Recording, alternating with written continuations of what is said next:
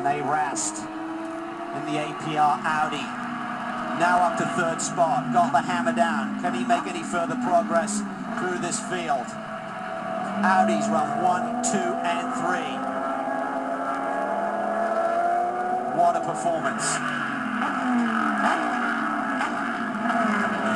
Rast is coming. Does he have anything for Albuquerque? Boy, all these guys are out of time. They're skating around these GT cars like crazy. And they're giving it all they got. 3.5 minutes left.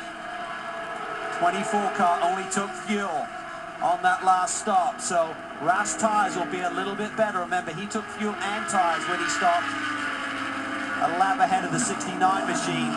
So Rast's car may be a little bit healthier here, but he's only got 3.5 minutes on the board.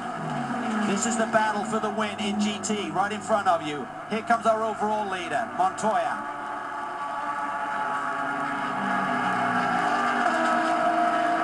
Meanwhile, Wayne Taylor. He lives and breathes this. He really does.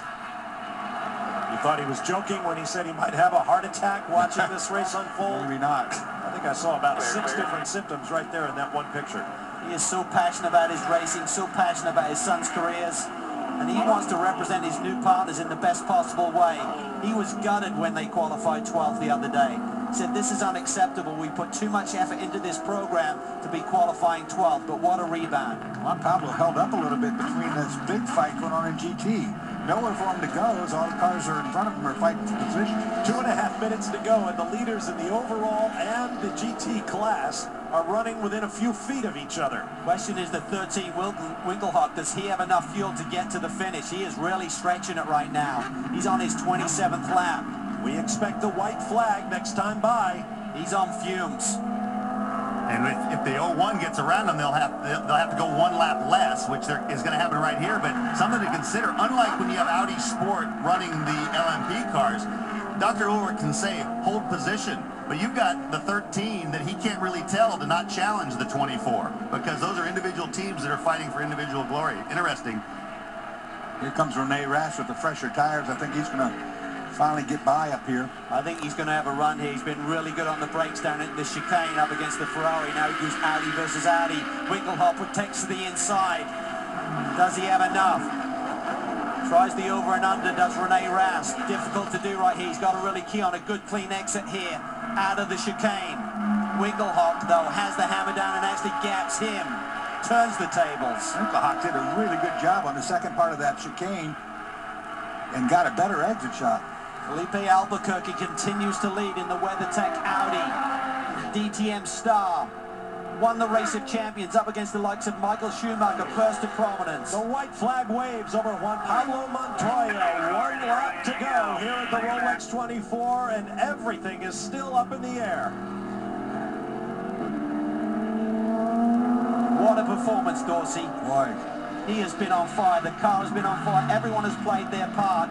May Rojas, Scott Pruitt, going for another championship and another overall win. Charlie Kimball did a couple of stints during the course of the night, but Montoya has been the man. Been He's been on fire. Long time since I've seen such a dominant car in a race from the beginning of a 24 all the way throughout. But that car is solid. Battle for second. Here comes Rene Rast down the inside. Deep on the brakes. He's got fresher tires. Can he make it stick? This will work because the next is a left-hander. Yep, he's got the line now. And the position. Final lap of this race, though. He's only got about half a lap to try and catch Albuquerque for the win. Audi, Audi, Audi in GT. What a performance by those guys. Boy, oh boy, I want to tell you. GT has been a fantastic race. So it's looking like another set of Rolex watches for the boys from Ganassi. There they are, Pruitt and Rojas on the pit wall, Charlie Kimball behind them. The other boys have watches. They'll just add to their jewelry boxes, but for Charlie Kimball, who came to this race never having shared a race car before, never having driven with a roof over his head, and never having driven at night, as the 13 slows at the battle for GT. Answers that Out of question. fuel. Charlie Kimball will pick up his first watch as Juan Pablo Montoya brings Chip Ganassi Racing with Felix Sabatis and their BMW rally to victory at the Rolex 24 again. 5-4-8. And there is your winner in GT, Felipe Albuquerque, in the WeatherTech Audi from Alex Job Racing. High fives all around. What a performance. Scott Pruitt ties the legendary Hurley Haywood. They're celebrating donuts from Felipe. What a great day for that team. Audi are here. 1-2 for Audi. It looks like Wilkins jumped up into the third spot with Winkelhock running out of fuel. Audi, Ferrari in GT. That's a lonely trip home with that 13 out of gas on the last lap.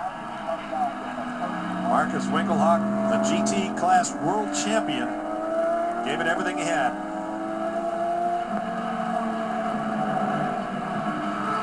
And there's your winner in GX. The Napleton Porsche Cayman in the hands of David Donahue has driven a long, long time to end this race. Will pick up the first victory in the new class. Not a mark on that car, front to rear, side to side. These guys have done their job. And that came off the Napleton showroom floor. What a performance by David Donahue and that whole group. David was pulling double duty here this weekend at Digby as well. Great job.